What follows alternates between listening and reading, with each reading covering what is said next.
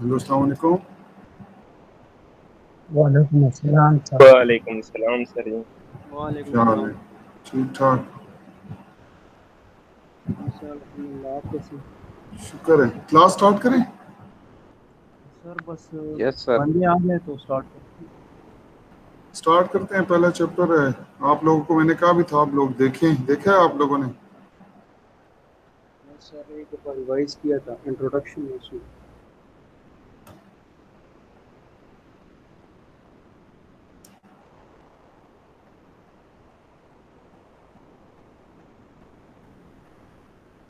क्या आपको स्क्रीन नजर आ रही है स्लाइड्स वाली? नहीं सर, वो अभी तक शो नहीं हुई। नहीं हुई।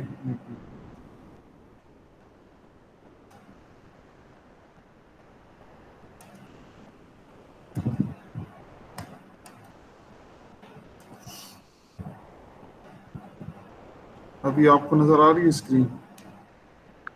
यस जी सर। यस सर, सर, नजर अभी आ आ रही रही। Okay, let's start. Manufacturing process. This is first lecture. uh, in this lecture we will discuss what is manufacturing process, what are the type of manufacturing process, and different material that are used in manufacturing process. So actually manufacturing process is the process of converting raw material into a final product. Basically, whenever there is an object, there is certain concept behind that object.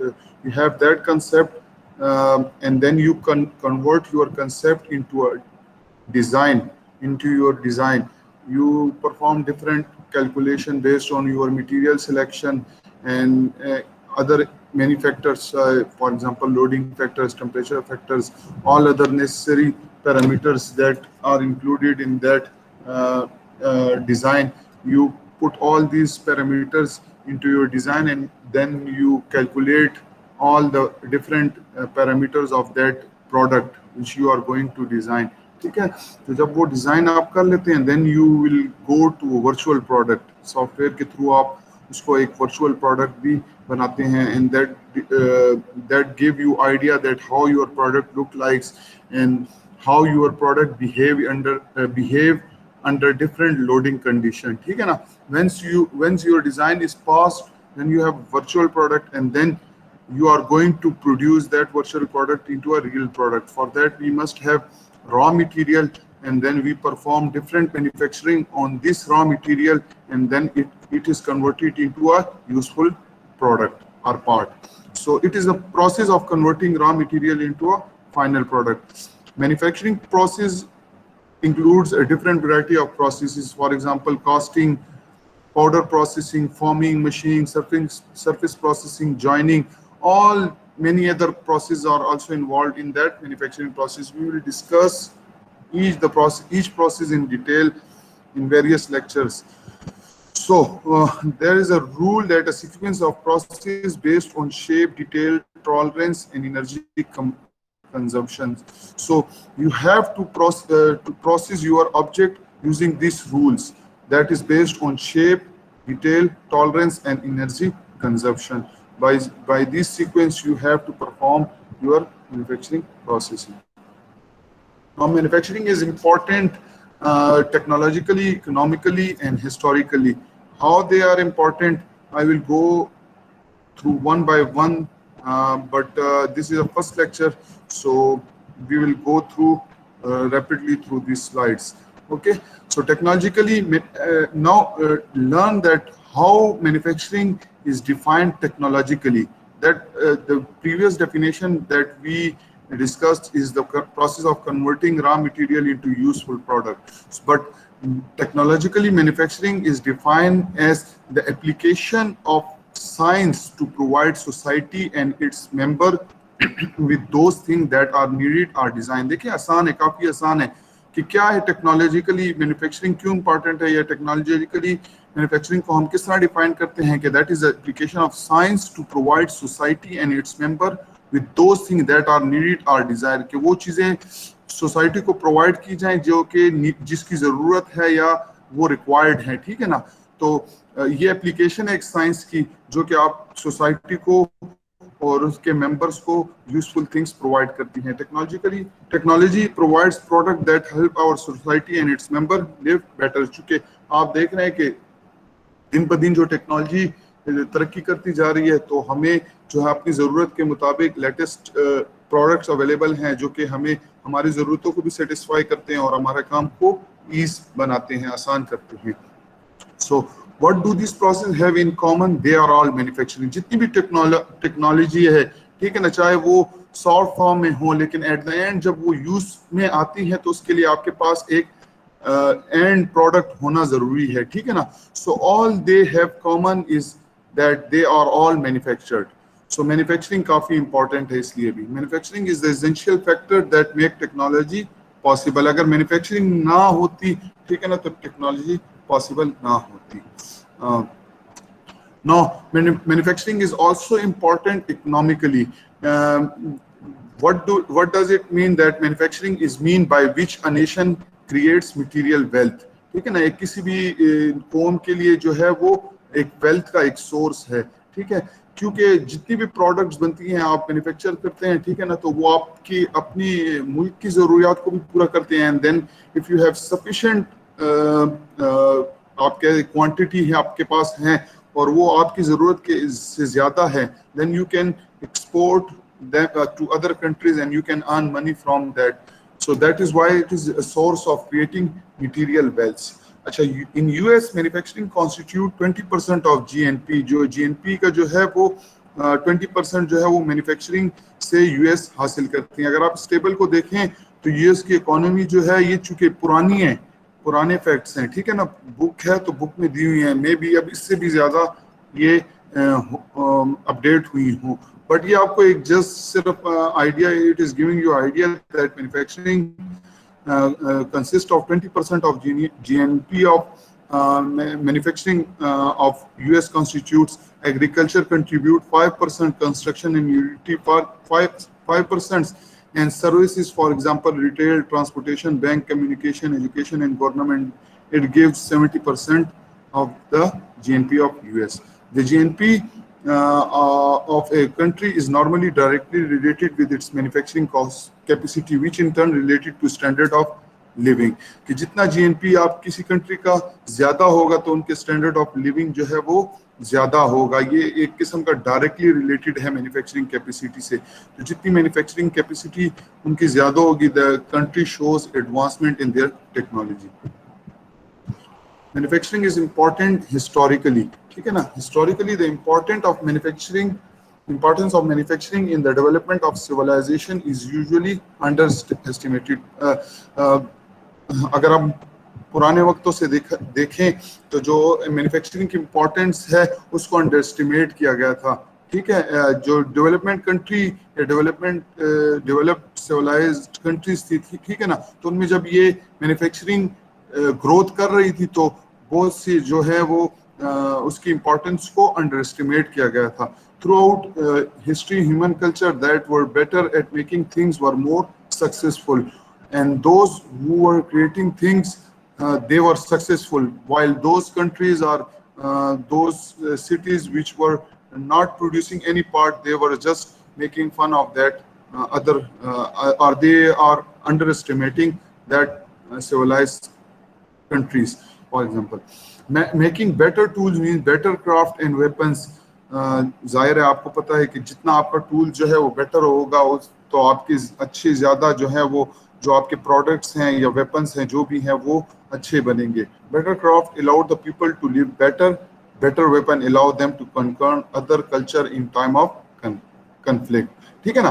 तो दो चीज़ें हैं, अगर आपके tools better होंगे या आपके जो प्रोसेसेस हैं वो बेटर होंगे तो आपका जो क्राफ्ट है, ये जो आपके प्रोडक्ट्स हैं वो अच्छी क्वालिटी का बनेंगे and they will allow the people to live better, ठीक है ना। और सेकेंडली, अगर आपके टूल्स अच्छे हैं और आप अच्छी क्वालिटी के वेपन्स बना रहे हैं तो they will also help you to conquer other cultures in time of conflict. जब आपका उनके साथ कोई मुतनाज़ा कुछ कन्फ्लिक्ट्स आते हैं, कुछ तनाज़े आता है उनके साथ आप लोग का, तो if you have better weapons you can easily conquer them. To a significant degree, the history of civilization is the history of humans' ability to make things.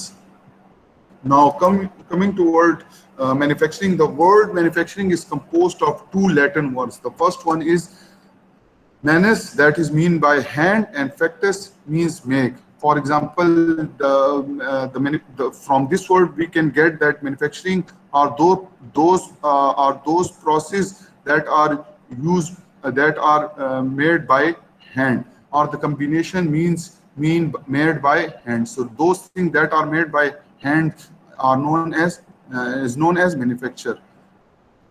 So made by hand accurately describe the manual method when used when England word manufacture was first coined around 1567 AD. So manufacturing का word 1567 ईस्वी में जो है English ने use किया था, तो वहीं से चलता आ रहा है. Most modern manufacturing is accomplished by automated and computer controlled machinery that is manually supervised. तो अगर आप देखें तो आजकल की जो जदीद मैन्युफैक्चरिंग है उसमें क्या है, सारा का सारा रोबोटिक सिस्टम है, ऑटोमेशन है, सारा का सारा, और कंप्यूटर कंट्रोल्ड है. ठीक है ना. वो सारे की सारी चीजें कंप्यूटर और ऑटोमेशन के थ्रू सारे के सारे प्रोसेसेस होते हैं, और इंसान जो है उसको सिर्फ मैनुअली सुपरवाइज करता है कि प्रोसेस ठीक जा रहा है कि नहीं. कहीं पे अगर उसने मशीन को स्टॉप करना हो या सिस्टम को स्टॉप करना हो तो वो उसके लिए सिर्फ उसकी सुपरविजन करता है. रेस्ट जितनी भी मॉडर्न मैन्युफैक्चरिंग हो रही हैं वो सारी की सारी जो है ऑटोमेटेड है, कंप्यूटर कंट्रोल्ड. सो अगर आप इसको देखें तो हमारे पास मैन्युफैक्चरिंग में क्या है, हमारे पास एक स्टार्टिंग मटेरियल है जिसे हम रॉ मटेरियल कहते हैं. ठीक है ना. उस रॉ मटेरियल्स के थ्रू के ऊपर हम मुख्तलिफ मैन्युफैक्चरिंग प्रोसेस करते हैं या मुख्तलिफ एक्टिविटी परफॉर्म करते हैं in term of machinery, tool, power, labour. ठीक है ना. और वो उस पे मुख्तलिफ प्रोसेस, मैन्युफैक्चरिंग प्रोसेस होते हैं. And then after performing different machineries, tools, powers and labours, that raw material is then converted into a process part. With process part we also get some scrap or waste that can be scrapped or that can be reused based on the condition. ठीक है ना. But simple ये है कि हमारे पास starting material है, उसके ऊपर हम मुख्तलिफ प्रोसेसेस परफॉर्म करते हैं in term of machinery, tool, power, labour, and then it is converted into process part. Now this process part is of greater value. ठीक है ना. अब पहले इसका लेट से आपने ये कोई रॉ मटेरियल खरीदा कुछ पैसों का. ठीक है ना. जब उस पे आप ये सारे प्रोसेस परफॉर्म कर लेते हैं तो फिर जो आपके पास पार्ट आता है that is of higher value से आप फिर अपने हिसाब से अपनी प्रोसेस और खर्चे निकाल के जितना आपके पास कॉस्ट आती है उसमें आप प्रॉफिट डाल के फिर आप बेचते हैं. इसकी आप सिंपल एग्जांपल ये ले सकते हैं. फॉर एग्जांपल, सिंपल एग्जांपल कि आपके पास लकड़ी है. ठीक है ना. तो लकड़ी आप लाते हैं, फिर उसके ऊपर आप मुख्तलिफ प्रोसेसेस करते हैं. टूल्स जो तरकान है वो उस पर काम करता है, उस पर और काफ़ी लेबर, उसकी मटेरियल हैंडलिंग वगैरह, वो सब कुछ करके उससे आप कोई अलमारी बना लेते हैं, बेड बना लेते हैं. अब ये नहीं है कि आपने लेट से लकड़ी 10,000 की खरीदी. ठीक है. उस पर ये सारा प्रोसेस करके उसके बाद भी ये 10,000 का नहीं, फिर आप उस पर 20,000 करते हो, 30,000, depend on the quality of product that you produce. ठीक है ना. सो raw material is converted into useful product with the help of different machine manufacturing process that were involved. So manufacturing is the application of physical and chemical process to alter the geometry, property and appearance of a given starting material to make parts or product. ठीक है ना. तो क्या है manufacturing? दूसरी definition भी technological ये है कि आप it is the application of physical and chemical process. तो या तो फिजिकल प्रोसेस होते हैं, मशीनिंग होती है, कटिंग होती है, अदर प्रोसेस फिजिकली होते हैं, या तो केमिकल प्रोसेस होते हैं. और ये किस लिए होते हैं? In order to alter the geometry, कि उसकी ज्योमेट्री को चेंज किया जाए. जो आपके पास रॉ मटेरियल है उसकी प्रॉपर्टी को चेंज किया जाए. And the appearance of given starting material, जो आपके पास स्टार्टिंग मटेरियल है उनकी प्रॉपर्टी, ज्योमेट्री और अपीयरेंस को चेंज करने के बाद to make a part or product. Manufacturing also includes assembly of multiple parts to make product. आपके पास जो मुख्तलिफ पार्ट्स बनते हैं उनको जब आप असेंबल करते हैं that is also known as manufacturing. So manufacturing is almost always carried out as a sequence of operations. So this consists of a sequence of operation that is performed on a raw material and then raw material is converted into a useful object. Clear?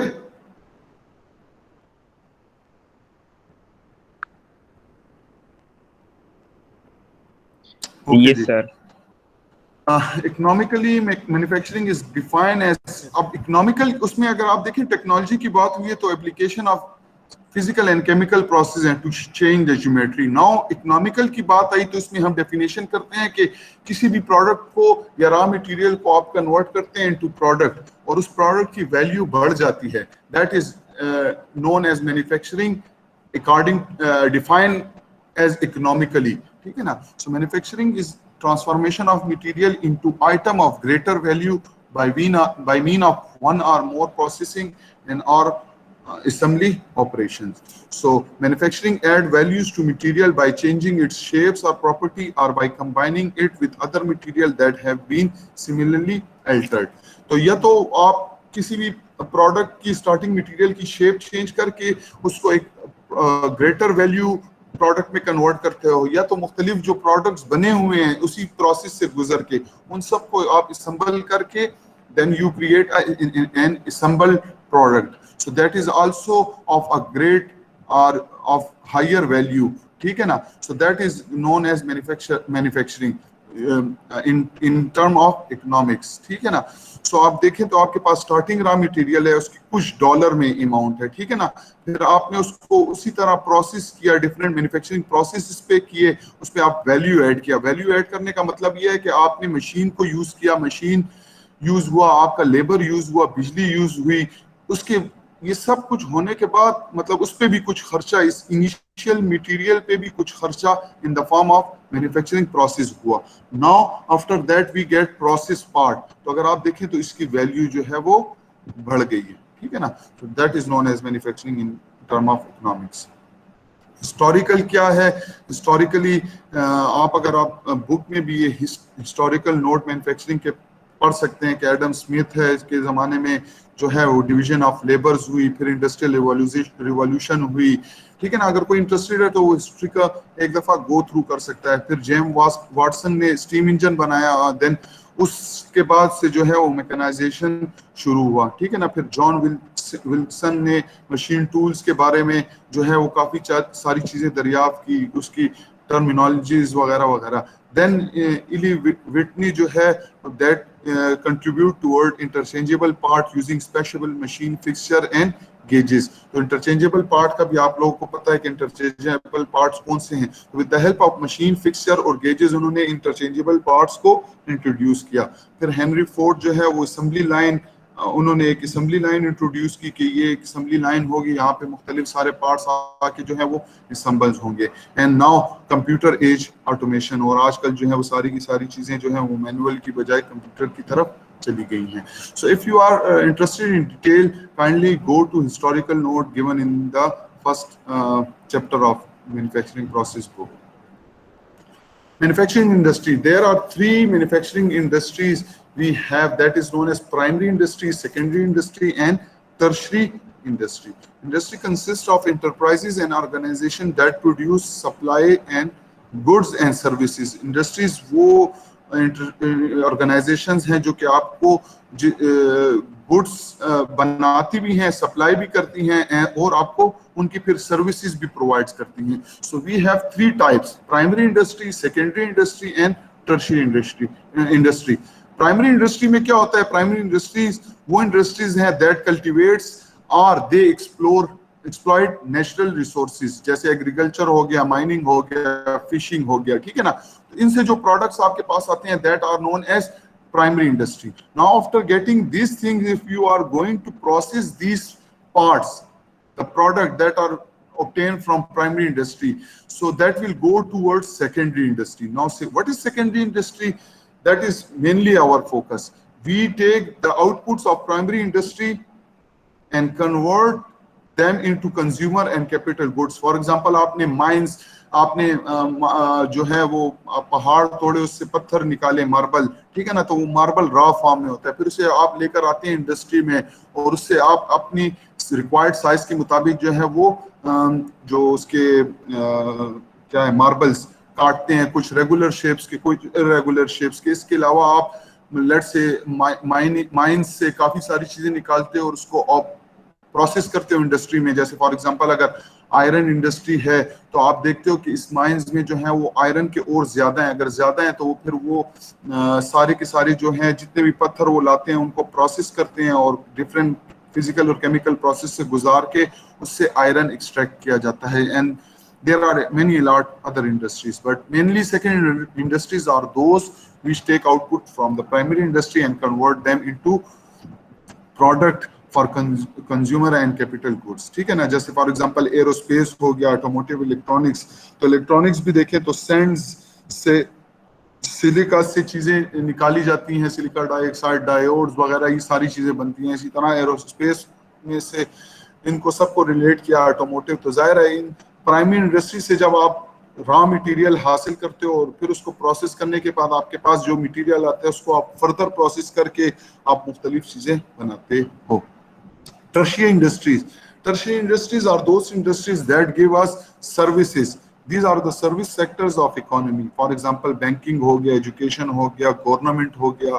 ठीक है ना, इसके अलावा आपके let's say TCS services हो गई, आपका let's say कोई प्रोडक्ट खराब हो जाता है और आप उसको ठीक करने के लिए उसी इंडस्ट्री को कॉल करते हो जहाँ से आपने जिस इंडस्ट्री से आपने चीजें खरीदी हैं, तो वो आपको सर्विसेज प्रोवाइड करते हैं. तो वो भी जो है वो फिर इकोनॉमी में आपकी ग्रोथ की help करते हैं. Manufacturing industries. Most secondary industries are companies that do manufacturing. Other are construction and power generation. However, manufacturing includes several industries whose production technologies are not covered in this course. Apparel, beverage, जिस तरह ये इस course में, इस books में नहीं दिया हुआ. इसमें मैन्युफैक्चरिंग वो वाले प्रोसेस हैं जो कि फिजिकल और लेट्स से केमिकल है, लेकिन इसमें खाने पीने की जो इंडस्ट्रीज हैं वो कवर नहीं है. ये आपको जस्ट ये इंफॉर्मेशन दे रहा है, ठीक है ना, कि इस manufacturing includes several industries whose production technologies are not covered in this course. For example, apparel, beverages, chemicals, and food processing. For our purpose, as we are mechanical engineers, so we will date manufacturing means production of hardware, which range from nuts and bolts to digital computer and military weapons, as well as plastic and ceramic products. So these are the manufacturing industries. You can see that primary industry, secondary industry, and tertiary industries. So you can see agriculture, forestry, fishing, livestock, mining, etc. And then secondary industry, aerospace, apparel, automotive, basic metal, beverage, chemicals, petroleum, pharmaceuticals, plastics, power utilities, publishing, textile, tires, rubbering, etc., etc. These are secondary industry. And tertiary industry, banking, communication, education, entertainment, financial service, etc. So again, in aerospace, you can go that there are commercial as well as military aircraft. So kindly, when you read this slide or this topic, so kindly go through these things. These are very easy things. These are given in the table, that what are primary, secondary, and tertiary industries, and what are the products, and what are their typical products of that industry. So production quantity. Now, as you know that by quantity we means the number of parts. Clear? So the quantity of products that is represented as Q. So the quantity of product may be made by a factory has an important influence on the way its people, facility and procedure are organized. तो जितनी ये कह रहा है कि जो production quantity Q है, ये एक फैक्टर है किसी भी फैक्ट्री का, ठीक है, जो कि क्या करती है, that has important influence on the way its people, facilities and production procedure are organise. ठीक है ना, तो जितनी क्यू ज्यादा होगी तो वो बता रहा है कि आपकी फैसिलिटी उतनी बेहतर है और आप एक प्रोसीजर, ऑर्गेनाइज प्रोसीजर के थ्रू जो है वो पार्ट्स प्रोड्यूस कर रहे हैं. Actually production quantity means the number of units that you are going to produce. So annual production quantities can be classified into 3 range.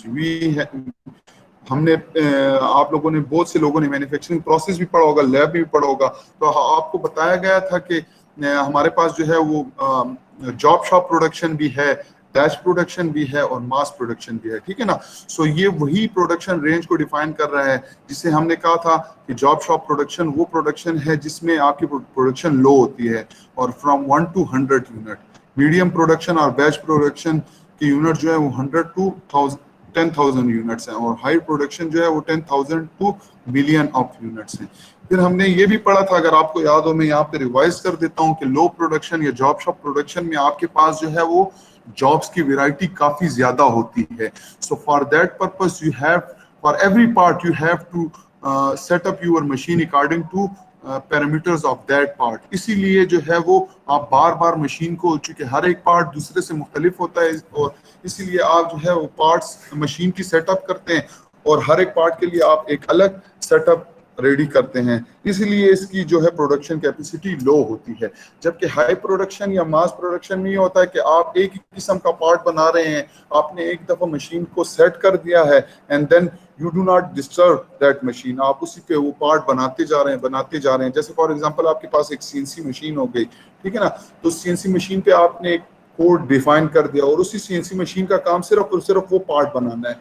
No, आपके पास कोड भी है, आपने मशीन को एक दफा सेट भी कर दिया है, तो बिना डिस्टरबेंस के जो है वो आप हजारों से लाखों पार्ट्स प्रोड्यूस कर सकते हैं. तो उसमें क्या होता है, उसमें वैरायटी नहीं होती या नेग्लिजिबल होती है. That's why they are known as mass production. ठीक है ना.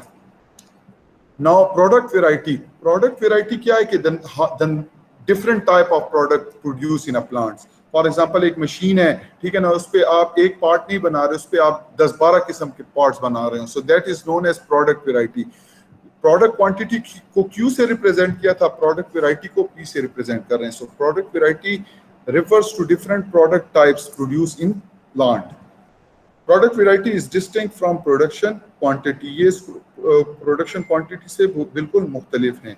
Different product have different shape, size, and they are intended for different markets. Some have more part than other. अच्छा, हम मुख्तलिफ किस्म के प्रोडक्ट बनाते हैं, उनकी शेप्स भी चेंज होती हैं, उनके साइजेस भी चेंज हो सकते हैं, ठीक है ना, और वो मार्केट को मद्देनजर रखते हुए they are going to produce. ठीक है ना. और इनमें बाज ऐसे होते हैं जिसमें काफ़ी सारे पार्ट्स होते हैं, कुछ ऐसे पार्ट्स भी हम बनाते हैं जो कि सिंगल पार्ट्स होते हैं और मार्केट में बिकते हैं.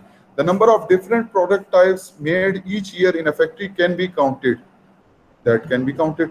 When the number of product type made in a factory is high, this indicate high product variety. तो ये भी obviously बहुत आसान आपको बताया गया है. आपको भी पता है कि जब प्रोडक्ट की नंबर ऑफ प्रोडक्ट टाइप्स जो है वो फैक्ट्री ज़्यादा बनाएगी तो इसका मतलब है उसमें प्रोडक्ट जो है वैरायटी भी ज़्यादा है. ठीक है ना. दोबारा इसको देखें. When the number of product types made in factory is high. देखें ये कह रहे हैं number of product types made in factory is high, कि जो प्रोडक्ट की टाइप्स हैं उनकी अगर आप हाई तादाद में नंबर्स में प्रोडक्शन करते हैं, इसका मतलब है कि उस इंडस्ट्री में जो प्रोडक्शन कैपेसिटी है, उसकी वैरायटी है, वो ज्यादा है. Now there is a correlation between product variety and product production quantity. अब क्या है, जिस तरह मैंने आपको कहा था कि जितनी भी प्रोडक्ट की वैरायटी ज्यादा होगी, ठीक है ना, लेट्स से आपके पास एक ही सेटअप है, ठीक है ना, तो और उसमें प्रोडक्शन की वैरायटी ज्यादा है, और एक आपके पास दूसरा सेटअप है जिसमें आपके पास प्रोडक्शन की वैरायटी या तो बिल्कुल नेग्लिजिबल है या जीरो है. ठीक है ना. तो अगर आप दोनों को कंपेयर करते हैं तो जिसमें प्रोडक्ट की वैरायटी ज्यादा है, ठीक है ना, तो उसकी लेट्स से आपने एक पार्ट बना लिया, वो बन गया, ठीक है ना. अब दूसरा पार्ट है तो उस दूसरे पार्ट की शेप जो है वो पहले पार्ट से बिल्कुल मुख्तलिफ है. तो उसके लिए आप फिर अपनी टूल्स को चेंज करते हो, मशीन को सेटअप उसकी सेटिंग करते हो वगैरह वगैरह, तो उसमें आपको काफी टाइम लगता है. तो ये याद रखें, जितनी प्रोडक्ट की वैरायटी ज्यादा होगी उतनी आपके पास प्रोडक्शन कैपेसिटी कम होगी. तो ये अगर आप देखें तो इनके दरमियान एक इनवर्स रिलेशन है. यहाँ पे देखें तो आपके पास प्रोडक्ट वैरायटी ज्यादा है but at this and production quantity 1 है. लेकिन अगर आप यहाँ पे आए तो आपके पास प्रोडक्ट वैरायटी ज्यादा है और प्रोडक्शन जो है वो कम है. लेकिन अगर आप इस एंड पे आए, इस हाई पे, तो अगर आप देखें तो आपके पास प्रोडक्शन क्वांटिटी अगर वो यहाँ पे अगर आप कंपेयर करते हैं, ठीक है ना, तो यहाँ पे अगर आप कंपेयर करें तो आप देखें कि प्रोडक्ट वैरायटी जो है वो जीरो होगी, मतलब एक ही किस्म का बन रहा है. या अगर आप इस पॉइंट पे आए, ये हाई का जो आई लिखा हुआ है, तो उसमें अगर आप देखें तो यहाँ पे प्रोडक्ट वैरायटी 10⁵ होगी फॉर एग्जांपल, तो प्रोडक्ट की जो वैरायटी है वो कम होगी. So there is inverse relation between product quantity Q and product variation V, product variety, sorry, P, that is inverse relation. ये वही चीजें, although p is a quantitative parameter, it is much less exact than q because detail on how much the design differ is not captured simply by the number of different design. Now we have soft product as well as hard products. Small difference between products, for example, difference between car model made on the same production line in which there is a high proportion of common parts among model. These are known as soft product variety. कि एक assembly line पे बन रही है but एक गाड़ी है वो बन रही है ले दूसरे में उसमें थोड़ी सी वेरिएशन है उसके, let's say कहीं bonnet पे curves हैं या door पे curve हैं, लेकिन वो बन ही उसी प्रोसेस से ही रही है, ठीक है ना, उसी लाइन से बन रही है. So that type of product that are known as soft product variety. और हार्ड प्रोडक्ट वेराइटी वो प्रोडक्ट हैं जिनमें काफी सारी चेंजेस है, that is completely different from the other, ठीक है ना. Product differ substantially and there are few if any common parts, e.g. for example the difference between a small car and a huge truck.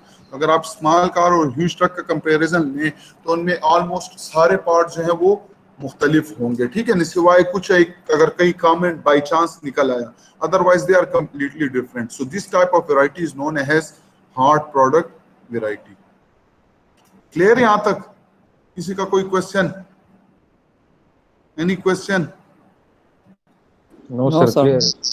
Clear. Okay, then we have manufacturing capability. Now what is mean by manufacturing capability? That industry, देखिए manufacturing capability means कि वो कितना capable है to produce. So manufacturing capability is that how much the system is capable, how much your plant is capable to produce products, ठीक है ना. So a manufacturing plant consists of a set of processes and system designed to transform a certain limited range of material into product of increased value. That is a simple definition of manufacturing, ठीक है ना. So there are three building blocks. याद रखिए तीन चीजें necessary हैं for manufacturing. The first one is material, the second one are processes and the third one are system, ठीक है ना. ये तीनों बिल्डिंग ब्लॉक्स हैं मैन्युफैक्चरिंग की, ठीक है ना. अगर आपके पास ये तीन में से कोई एक भी मिसिंग है then manufacturing will not be possible. So manufacturing capability refer to the technical and physical limitation of a manufacturing firm and each of its plant. कि उसकी कितनी लिमिटेशन है, फिजिकल और टेक्निकली कितनी लिमिटेशन है एक मैन्युफैक्चरिंग फर्म की और प्लांट की, कि वो कितनी कैपेसिटी प्रोड्यूस कर सकता है, कितने बड़े बड़े पार्ट्स प्रोड्यूस कर सकता है, और उसकी मटेरियल हैंडलिंग किस तरह होगी वगैरह वगैरह. So these are all included in manufacturing capability. नीचे everything is discussed in manufacturing capability. The first one is technological processing capability. कि टेक्नोलॉजिकली वो किस तरह प्रोसेस करते हैं अपनी सिस्टम को, ठीक है ना. देन फिजिकल प्रोडक्ट लिमिटेशन के फिजिकली जो प्रोडक्ट की कितनी लिमिटेशन है, कितने हैवी पार्ट्स वो प्रोड्यूस कर सकता है, उसके डायमेंशंस क्या है, क्या लिमिटेशन है उसकी, ठीक है ना. And the third one is production capacity, की उसकी कैपेसिटी कितनी है, कितने यूनिट्स वो प्रोड्यूस करता है. Now each will be discussed in these slides. Technological processing capacity, ठीक है ना. So ये क्या है? This is the available set of manufacturing process in plant. कि कितने जो processes हैं manufacturing, कितने set of processes हैं उस plant में. This is known as technological processing capability. कि आया उसमें एक processing है, 2 है, 10 है, 20 है, कितनी उसकी available set of manufacturing process capability है. So certain manufacturing processes are suited to certain materials. By specializing in certain process, the plant is also specializing in certain material type, ठीक है ना. तो प्रोसेस के साथ साथ आपने ये भी देखना होता है कि आपका जो प्लांट है या जो सिस्टम है वो प्रोसेस के साथ साथ आया आप मुख्तलिफ मटेरियल्स को भी प्रोसेस कर सकता है कि नहीं, उनकी भी कुछ लिमिटेशंस हैं. It includes not only the physical process but also the expertise of plant personnel. तो जितनी भी टेक्नोलॉजिकल प्रोसेसिंग कैपेसिटी है आपके पास, अगर बहुत अच्छा सिस्टम है, बहुत अच्छा प्रोसेसिंग यूनिट है, ठीक है ना, लेकिन अगर आपके पास एक्सपर्ट बंदा नहीं है तो वो भी किसी काम का नहीं. सो दैट इज आल्सो जो है this physical processes is run by expertise of पर plant personnel. Physical product limitation. Now, for example, you have given a plant with a certain set of processes. There are sizes and weight limitation on the part or product than can be made in the plant. तो जाहिर है इसकी तो समझ है कि आपके पास चाहे एक प्रोसेसेस हों, लेकिन आपके सिस्टम की एक लिमिटेशन है साइज के हिसाब से और वेट के हिसाब से, ठीक है ना, that can produce parts. Product size and weight effect जो नीचे डिस्कस हुए हैं. प्रोडक्शन इक्विपमेंट कि आपके पास लेट से आपको कस्टमर ने ऐसा पार्ट दिया है, ठीक है ना, कि जो कि हायर साइज का है, ठीक है ना, तो आप ये तो नहीं करते कि हाँ बस मैं इसको बना लूंगा. नहीं, you will be go through with your product your present manufacturing equipments or production equipments. You will see its limitation that how much. जिस तरह आपने अगर देखा हो तो यहाँ पे जितनी भी वर्कशॉप में लेथ मशीन्स हैं, छोटी सी लेके अगर बड़ी भी है, तो उसकी अपनी एक लिमिटेशन है. इस तरह नहीं है कि आप एक बहुत बड़ा पार्ट ला के लेथ मशीन पे लगा दें. So there is a limitation of that production equipment. So you have to go through your production equipments that whether it is capable of producing that part or not, ठीक है ना. And the second is material handling equipment. फिर आप देखते हो कि चलो आपके पास तो बड़ी बड़ी मशीनें हैं, मान लिया आपके पास मशीनें हैं, कैपेसिटी है, and that are capable of producing huge और हैवी और bulky parts. Now what about its transportation, that how you will transfer the part from one unit to another unit or from one machine to another machine. For that you must have material handling.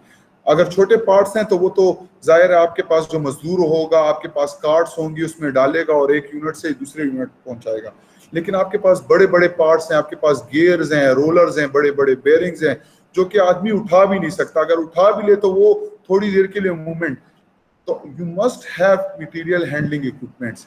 या जैसे late से आपने cement industry का visit किया है, ठीक है, अगर कहीं शुगर का इंडस्ट्री का विजिट किया हो, तो आप देखते हैं कि जो आपका जितना भी मटेरियल है वो कन्वेयर के थ्रू जो है वो बेल्ट्स लगे हुए हैं, उसके थ्रू जो है वो एक जगह से मूव होते हैं और फिर प्रोसेस होते हैं, फिर उस जगह से मूव होते हैं.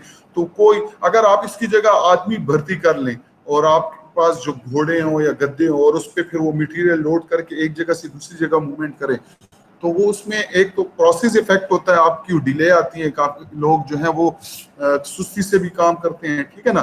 तो और उस जाहिर है आप उनके अलग खर्चा होगा, जो लेबर का अलग खर्चा है, जो आपके जानवर हैं जो कि मटेरियल हैंडलिंग के लिए यूज होते हैं, उनका अलग खुराक का खर्चा, उनको पालना वगैरह, ठीक है ना. तो इसके लिए आपके पास एक प्रॉपर मटेरियल हैंडलिंग इक्विपमेंट्स होनी चाहिए, ठीक है ना, जो कि कंटिन्यूसली आपके जो इक्विपमेंट्स हैं या जो पार्ट्स हैं वो प्रॉपरली हैंडल करें और अपनी रिक्वायर्ड स्पेस तक उनको पहुंचाएं. The production and material handling equipment and plant size must be planned for product that lie within a certain size and weight range. और ये जब आप इंडस्ट्री लगाते हैं, जब आप अपना सिस्टम का सेटअप करते हैं, तो उस वक्त जो है वो आप मटेरियल हैंडलिंग इक्विपमेंट को must be considered in your design while you are going to produce a plant or certain size and weight range for a plant size. The third one is production capacity. The production quantity that can be produced in a given time period is known as production capacity. कि आप अगर एक month में कितने parts बनाते हो, year में कितने बनाते हो, दिन में कितने बनाते हो, that is the number of parts produced in a given time period. That is known as production capacity. जिस तरह अगर आप देखें सीमेंट इंडस्ट्री, तो वो कहते हैं हम 1600 टन पर डे बनाते हैं. 1600 ton means 16,000 kg per day, ठीक है ना. इसी तरह चीनी की जो इंडस्ट्री है वो कहते हैं हम इतने टन जो है वो चीनी पर डे प्रोड्यूस करते हैं. तो this is known as production capacity, commonly called as plant capacity or production capacity, ठीक है ना. प्लांट कैपेसिटी भी कहते हैं, प्रोडक्शन कैपेसिटी भी कहते हैं. It is defined as the maximum rate of production that a plant can achieve under assume operating condition. So no need to define to translate this definition into Urdu, ठीक है ना. Operating condition refer to number of shifts per week, hour per shift, direct labor manning levels in plant and so on. So these are the operating condition कि कितना labour जो है वो पर week काम कर रहा है, पर आवर कितनी शिफ्ट, पर आवर्स कितनी शिफ्ट कितने आवर्स की है, ठीक है ना, कितने लेबर्स रिक्वायर्ड होते हैं प्लांट में, and so on. So these are operating conditions, usually measured in terms of output units such as ton of steels or number of cars produced by a plant. So these are the known as production capacity. Now we have different type of material that are used in manufacturing for development of different useful products. So these are metal, ceramic, and polymers. Their chemistries are different as you have studied material and metallurgy. So you are now able to understand that what it is saying, that their chemistry are different, their mechanical and physical properties are dissimilar, and these differences affect the manufacturing process then can produce to product from them. ठीक है ना, तो उनकी हर चीजें मुख्तलिफ हैं, तो उसके लिए अलग हर एक प्रोडक्ट के लिए या हर एक मटेरियल के अलग मैन्युफैक्चरिंग प्रोसेसेस डिफाइन है ताकि उससे हम प्रोडक्ट्स बना सकें. If you look that there are metal, ceramic, polymer, so you can combine with metal and polymers, so that will give you, ये एक इन्होंने वेन डायग्राम बनाया है कि अगर हम इनको ज्वाइन करें तो क्या होगा. अगर आप देखें तो मेटल को पॉलीमर से ज्वाइन करें तो this portion will be metal polymer composite, एक कंपोजिट बन जाएगा. अगर मेटल को सिरामिक के साथ ऐड किया जाए तो आपके पास एक न्यू मटेरियल बनता है, that is metal ceramic composite. वो ये एरिया है. This area is metal, but this combined or shared area is metal ceramic composite. And similarly, if you combine polymer with ceramic, so that will be ceramic polymer. ठीक है. So हमारे पास metal है, ceramic है, polymer है. But by joining them, we can also get different materials that have different property. Now, metal polymer composite will have different property than metal and polymers. Similarly, with this and this also. Metals क्या है ये आप लोग मैं थोड़ा बता देता हूँ. ठीक है ना, आप लोग ये चीजें आसान है, ये आप खुद देखें.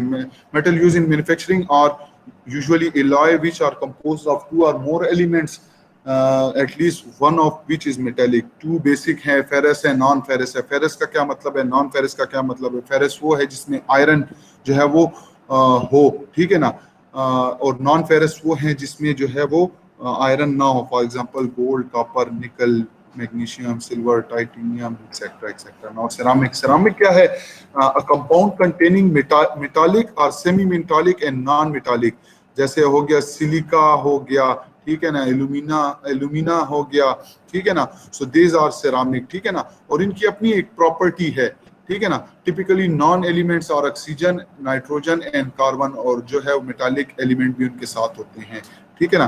Traditional ceramic such as clay, hydrous, aluminium silicate. Modern ceramic का एल्यूमिना हो गया, ग्लासेस हो गए, ये सिरामिक मटेरियल से बने हैं. Now polymer, a compound form of repeated structural unit called mers. कुछ एक आपके पास एक स्ट्रक्चरल यूनिट्स हैं, एक शेप है, ठीक है ना, और वो शेप फिर रिपीटेटिव फॉर्म में एक दूसरे के साथ ज्वाइन होते हैं जिसे हम कहते हैं मर्स. ठीक है ना. उस atoms share electron to form very large molecules. हमारे पास फिर 3 किस्म के पॉलीमर्स हैं, थर्मोप्लास्टिक पॉलीमर्स हैं, थर्मोसेटिंग पॉलीमर्स हैं और इलास्टोमर्स हैं. ठीक है ना. Thermoplastic polymers can subjected to multiple heating and cooling cycle without altering their molecular structure.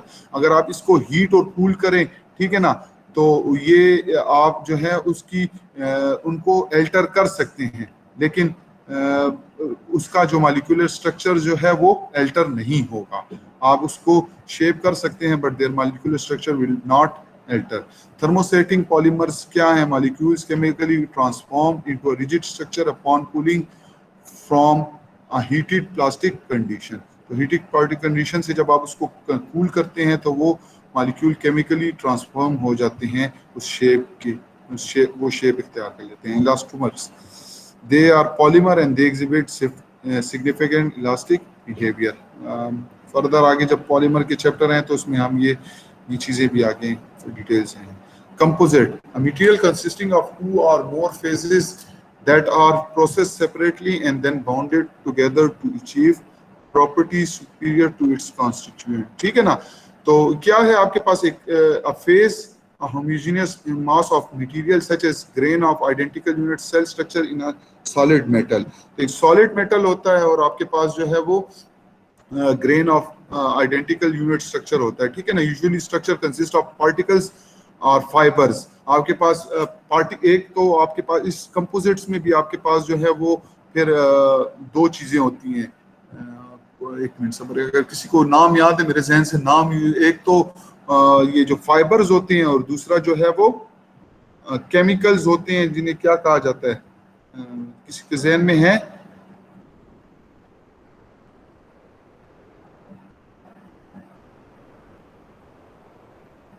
किसी के जहन में नहीं आ रहा? मैट्रिक्स होता है और फाइबर्स होते हैं, ठीक है ना।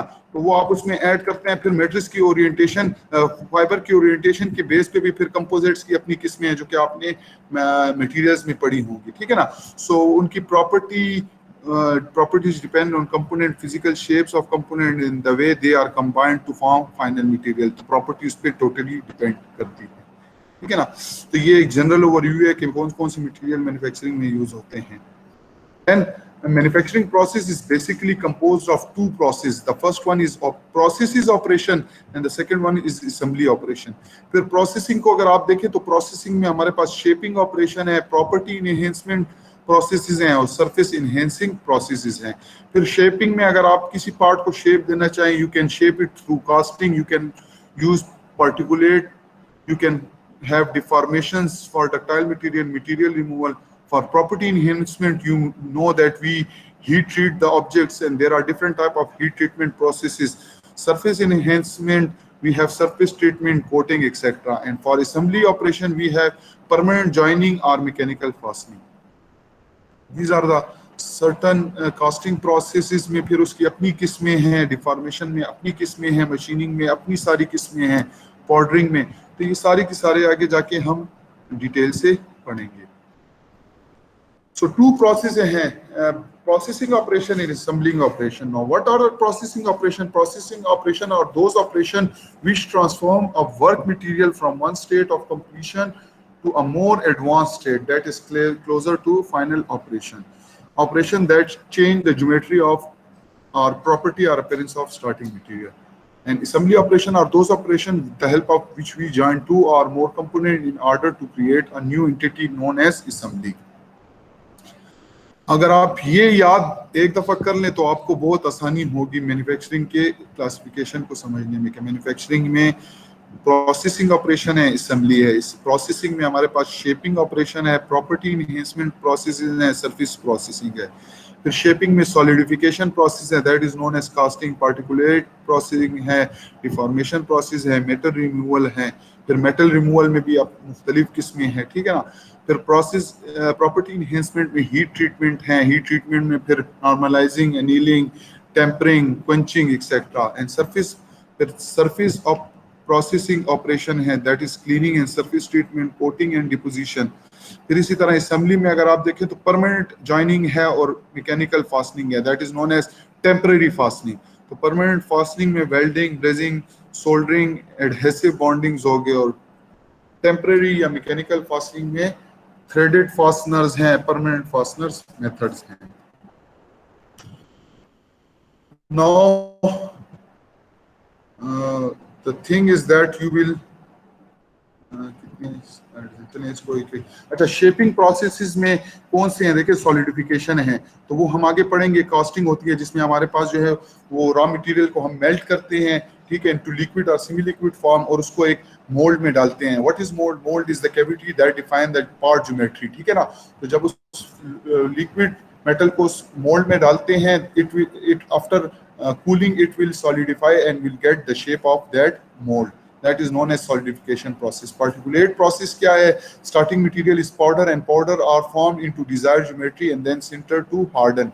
powder को ट्रीट किया जाता है, हीट किया जाता है, और वो जब वो उसकी शेप ले जाती है तो उसको हीट करके हार्डन किया जाता है and will get the shape। Deformation क्या है? आपके पास स्टार्टिंग मटेरियल डक्टाइल मटेरियल है और उस डक्टाइल मटेरियल को डिफॉर्म किया जाता है और वो जो है वो उसको रिक्वायर्ड शेप दी जाती है, that is known as deform process. Material removal process क्या है कि आप ऑब्जेक्ट को शेप देते हो। शेप किस तरह देते हो? By removal of material from that starting material, ठीक है ना। स्टार्टिंग मटेरियल से आप मटेरियल रिमूव करते हो और उसको उस रिक्वायर्ड शेप पर लेकर आते हो, जिसकी एक एग्जांपल है मशीनिंग ऑपरेशन।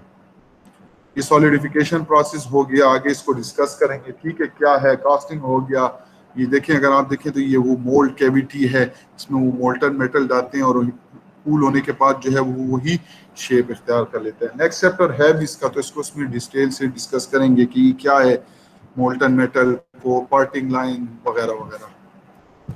फिर पार्टिकुलेट प्रोसेसिंग है, तो देखें ये वो पार्टिकल्स हैं पाउडर फॉर्म में, उनको फिर हाई फोर्स के अंडर वो पंच किया जाता है, ठीक है, और उसको उसके पार्टिकल्स एक दूसरे के साथ बॉन्ड हो जाते हैं और फिर उसको हीट करके हार्ड कर दिया जाता है and will get that shape. फिर डिफॉर्मेशन प्रोसेस है कि देखिए मेटल जो है वो उसको डक्टाइल मेटल है उसको डाइज आपके पास होती हैं और डाइज के थ्रू आप उस पर फोर्स अप्लाई करते हैं और वो मेटल जो है वो प्लास्टिकली डिफॉर्म होता है and it get the shape of that die, जिसमें अगर आप ये देखें तो ये फोर्जिंग हो गया और अगर ये देखें तो ये एक्सट्रूजन हो गया। ये भी आगे फिर चैप्टर्स में आ रहे हैं, इनके अपने चैप्टर्स हैं जिसमें हम इनको डिटेल से पढ़ेंगे। आप लोगों ने ये जरा इसकी जो दो तीन लाइनें ये आप लोगों ने फिर पढ़ लेनी है। मटेरियल रिमूवल प्रोसेस हो गया जिसमें टर्निंग ऑपरेशन हो गया, ड्रिलिंग हो गया, मिलिंग हो गया, तो इसमें जितने भी ऑपरेशन हो रहे हैं उसमें they are removing the extra material from the initial या starting material and in order to get your desired और final part. Now deformation process itself is hard working, cold working, फिर उनकी अपनी किस्में हैं। फिर मैं वही कहूँगा कि आगे इनके चैप्टर्स आ रहे हैं जिसमें हम इनको डिटेल से पढ़ेंगे, ठीक है ना। फॉर आपके पास रोलिंग भी आप पहचानते हैं, एक्सट्रूजन भी, फोर्जिंग भी, फिर कोल्ड वर्किंग में डीप ड्राइंग, प्रेसिंग, स्पिनिंग, ये हर एक चीज़ जो है वो आगे फिर इसको हम डिटेल से एक्सप्लेन करेंगे। Waste in shaping process, it is desirable to minimize waste and scrap in a part shape, ठीक है ना। हर एक इंडस्ट्री की कोशिश होती है कि वो अपने प्रोसेसेस में वेस्ट को कम से कम रखे, क्योंकि वेस्ट क्या है, वेस्ट मटेरियल एक ज़ाया मटेरियल है, ठीक है ना, जो आपको ही कॉस्ट करती है, ठीक है। तो आप कोशिश करते हैं कि आपकी जो वेस्ट है वो कम से कम रहे। Material removal process tend to be wasteful in unit operation simply by the way they work. Casting and moulding usually waste little material. Machining material removal process या मशीनिंग में आपके पास देखते हैं कि आप ज्यादा मटेरियल रिमूव करते हैं, ठीक है ना। So that is material removal process में वेस्टफुल जो चीजें हैं वो काफी सारी आती हैं एज कम्पेयर टू कास्टिंग, जिसमें आप जो मेटल है उसको पिघलाते हैं और उसको उस मोल्ड में डालते हैं, वो मोल्ड फिल्ड हो जाती है और फिर जाहिर है चूंकि वो रफ शेप होती है कास्टिंग में, उसमें आपने वेरियस टॉलरेंसेस दिए होती हैं, तो उनको रिमूव करने के लिए आल्तो उस पे आप मटेरियल रिमूवल ऑपरेशन परफॉर्म करते हैं, बट एज कंपेयर टू दूसरे प्रोसेस जो है उसमें वेस्ट जो है वो लिटिल होती है। अब नियर नेट शेप और नेट शेप, नेट शेप क्या है और नियर नेट शेप क्या है? When most of the starting material is used and no subsequent machining is required to achieve final part geometry, ठीक है ना, that is known as net shape। और near net shape when minimum amount of machining is required, जैसे कि for example एक part आप produce करते हो मटेरियल रिमूवल प्रोसेस से और अकॉर्डिंग टू ड्राइंग आप उस पे डिफरेंट मशीनिंग ऑपरेशन परफॉर्म करके उसको फाइनल एज पर ड्राइंग, उसकी final part geometry as per drawing लेकर आते हो और उस पे फिर फर्दर कोई ऑपरेशन जरूरत नहीं होती, ठीक है ना। That is known as net shape processes. और वो प्रोसेसेस जिस पे आप ऑब्जेक्ट को तो शेप दे देते हो बट उस पे फर्दर ऑपरेशंस रिक्वायर्ड होती हैं ताकि उसको फाइनल डायमेंशन के मुताबिक लाया जाए, that is known as near net shape process. For example जिस तरह आप कास्टिंग करते हो तो कास्टिंग में जो है वो नेट शेप नहीं होती, वो नियर नेट शेप होती है and you have to perform further machining operations in order to bring it to the final shape. Property enhancement processes we have, these are those processes which are used to improve the mechanical or physical property of material work, and they do not perform to change the shape, but they are just used to improve mechanical or physical property. These are heat treatment of metal and glasses, sintering of powder metal and ceramic. फिर surface processing operation है, cleaning हो गया, surface treatment हो गया और thin coating. Cleaning तो ये है कि किसी भी सरफेस के ऊपर आप केमिकल्स अप्लाई करते हैं और वो उससे डस्ट, ऑयल वगैरह रिमूव करते हैं। सरफेस ट्रीटमेंट ये है कि उस सरफेस को आप उसके ऊपर ट्रीटमेंट करते हैं, फॉर एग्जांपल सैंड ब्लास्टिंग और इसी तरह के दूसरे ऑपरेशन, ताकि उसकी सरफेस जो है वो ख़राब ना हो या उस पर कोई केमिकल ऑपरेशन या कोई केमिकल रिएक्शन ना हो। कोटिंग हम करते हैं कि सरफेस उसकी जो है वो लुक अच्छी करने के लिए हम उस पर इलेक्ट्रोप्लेटिंग भी करते हैं ताकि वो करोड ना हो वगैरह, तो ये सारी उनको पेंट करते हैं, तो ये सारे कोटिंग और थिन फिल्म डिपोजिशन ऑपरेशन। फिर असेंबली है, जॉइनिंग आपको पहले भी बता दिया कि हमारे पास परमानेंट जॉइनिंग भी है, ठीक है ना, जो वेल्डिंग, ब्रेजिंग, सोल्डरिंग है, और मैकेनिकल असेंबली भी, फास्टनिंग भी है, जिसे हम नट बोल्ट के थ्रू जो है वो फासन करते हैं। अच्छा, last slide of this lecture, production machines and tooling. हमारे पास जो है वो मैन्युफैक्चरिंग ऑपरेशन और accomplish using machinery and tooling. उसके लिए ज़ाहिर मशीनरी भी चाहिए और टूल्स भी चाहिए पार्ट प्रोड्यूस करने के लिए, ठीक है ना। So what are machine tools? Machine tools are generally power driven machines used to operate cutting tools, then are the mother of all machineries. आम तौर पे हम क्वेश्चन करते हैं व्हाट इज मशीन टूल्स, तो वो कहते हैं कि जो मशीन के जो टूल्स हैं, जैसे फॉर एग्जांपल लेथ मशीन है तो उसमें चक, कैरेज, शाफ्ट, ये मशीन टूल्स है। But this is wrong. Machine tool जो है वो मशीन्स को ही कहते हैं, एंड उसकी डेफिनेशन भी ये बता रहा है कि these are power driven machines used to operate cutting tools and are mother of all machineries. Other production machine include press, forge, hammers, rolling mills। इन सब का आपको पता भी है, चूंकि आप रिपीटर्स हैं समर में, इन चीज़ों का आपको पता है कि कौन कौन सी मशीन्स हैं। Production equipments can be general purpose, more flexible and adaptable to a variety of job, or special purpose designed to produce। हमारे पास जो है वो आपकी जो प्रोडक्शन इक्विपमेंट्स हैं वो आप जनरल पर्पस के लिए भी यूज़ कर सकते हैं। फॉर एग्जांपल आपके पास लेथ मशीन, ड्रिलिंग मशीन वगैरह हैं, तो उस पर आप मुख्तलिफ किस्म के जो भी पार्ट्स आते हैं जो कि उन मशीन्स पे बन सकते हैं, ठीक है, तो वो आप बना सकते हैं। लेकिन आपके पास कुछ मशीनें ऐसी होती हैं जो कि डिज़ाइन की जाती हैं फॉर स्पेसिफाइड प्रोडक्ट, और उस पर सिर्फ आप वही प्रोडक्ट बनाते हैं, कोई और ऑपरेशन नहीं कर सकते। That are known as special purpose machines, ठीक है ना। आपको पता भी होंगी कि कौन कौन सी मशीन्स हैं कि जो कि स्पेसिफिक पर्पस के लिए यूज होती हैं। Production machine usually require tooling which customize the equipment for particular part or product। ये प्रोसेसेस हैं, ये उनके इक्विपमेंट्स हैं और उनके लिए जो टूल यूज होते हैं वो हैं, ठीक है ना। तो ये एक दफ़ा आप इस चार्ट को देखें, इसमें से बच्चे कोई चीज़ भी आप, कोई स्लाइड या कोई भी टॉपिक मिस ना करें। एग्जाम पॉइंट ऑफ व्यू से कुछ चीज़ें भी आपको माइनर चीज में आ सकती हैं। एंड देन यू हैव ये होमवर्क है, ये मैं आज पोस्ट कर दूंगा, उस पे असाइनमेंट नंबर 1 हो जाएगी। You have to write down 25 specific manufacturing processes along with practical application each of this process, और ये आपने बाय हैंड लिख के सबमिट करनी है, ठीक है ना। क्लियर? ठीक है। Any question?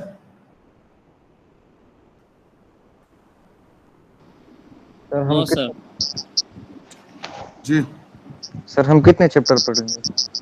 बच्चे चैप्टर जितने ज्यादा होंगे उतने ही पढ़ेंगे। ठीक है। हाँ, अच्छा, अभी हम इस तरह करते हैं कि 20 मिनट की ब्रेक लेते हैं, ठीक है ना, and then we will start in other chapter, that is costing, that will be your lecture number 2, ठीक है ना। तो इससे ये होगा कि आपकी जो नेक्स्ट क्लास है, ठीक है ना, वो इसी में कवर हो जाएगी। ठीक है सर, ठीक है ना। तो थोड़ा टाइम दे। अच्छा, मैं वन थिंग मैं क्लियर कर दूं, ये लेक्चर नंबर 1 और 2 आज आपका हो गया, ठीक है ना। Yes sir. तो ये तो रिकॉर्डिंग में आज प्रोवाइड कर दूंगा, ठीक है ना। कल का जो सेक्शन बी के साथ क्लास है वो मैं लेक्चर नंबर 3 और 4 कराऊंगा। Okay sir. तो फिर मैं वो उसकी भी रिकॉर्डिंग प्रोवाइड कर दूंगा, ठीक है ना। Okay sir. तो फिर जब आपकी नेक्स्ट वीक क्लास होगी तो उसमें हम फिर चैप्टर नंबर 5 या जो लेक्चर नंबर 5 वो शुरू करेंगे। बिल्कुल सही है सही है। Okay, at 10:20 or 10:30 we will meet again, okay? Okay sir. कुछ याद से काइंडली ज्वाइन करें दोबारा, ऐसा ना हो कि आप गायब हो जाएं। नहीं सर, ओके सर, आएंगे, Okay, ज्वाइन thank you. करेंगे। Thank you sir. अस्सलाम वालेकुम।